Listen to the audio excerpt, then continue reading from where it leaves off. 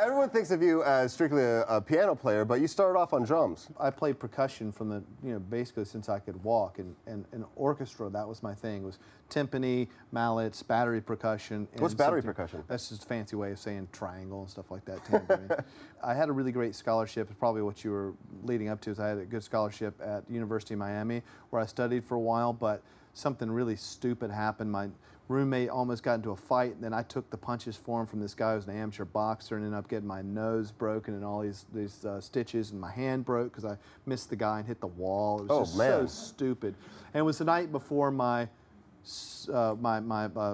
drum percussion test for the year, and obviously I flunked that because I couldn't even hold the stick in my hand, and the police car drove me up to the test. Really? It was horrible. It was so uncharacteristic for me because I've been getting a perfect grade point average up to that point.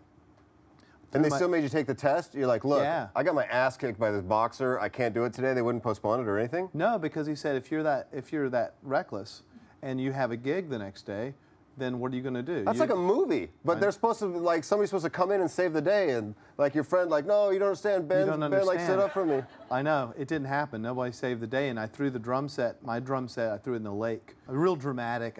I threw it piece by piece. With your broken hand. Yeah, that's right. I hate you, drum kit. I hate you, drum kit. I threw it all in the water. It's like a shipwreck.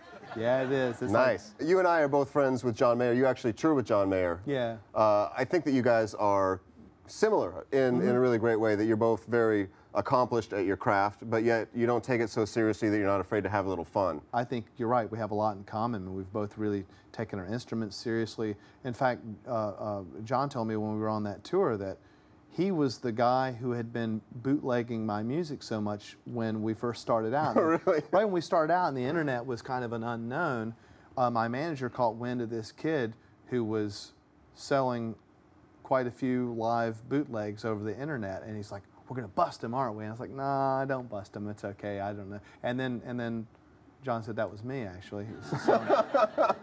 So recently you've had a little fun on Chat Roulette. First of all, can you explain to everybody what Chat Roulette is, and then how you've had a little fun with it on stage?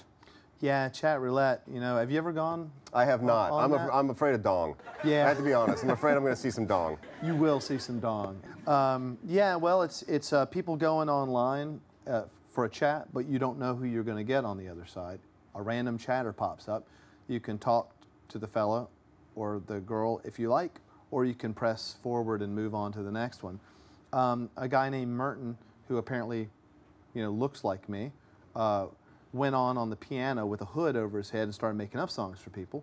And a lot of people thought it was me. I thought it was you. Yeah, people were writing me saying, that's so funny. And I was like, I don't know what you're talking about. And when I saw it, I thought, oh, this is great. And we were on tour. We put a computer screen the next night. We cast it large behind the piano while I was doing solo shows. And we just brought Chat Roulette up. And the chatters then, instead of seeing one dude jerking off in his bedroom, saw 2,000 or 3,000 people in the audience staring. And we made up a song for him. So was there ever a point when you were projecting everything up on the screen and there was a dude's dong? Yeah, there were lots of them. The first night was all golden. Like the first night we only had the dong ratio was like, 2 for 10 or something, which isn't bad. The next 2 nights it was more like 6 to 10. I sing a lot of songs like you guys did that have potty words in them, and I know, but I never had a problem with that, and I don't think if someone shows up and their kid's 11 years old, if they've chosen to bring them to that, and there's no bad thoughts, we're not talking about killing people, we're just having a good time. Right. But I thought the whole dudes beating off on the screen might be a little bit much, so right. I spent a while saying, okay, if you've got kids, we're going to be putting something on the screen beyond our control, take them out for the next 15, 20 minutes, and when we're done, you can come back in. Did you set up like a playroom for the kids? Oh, we should have. A little romper room with like all these hanging off the wall.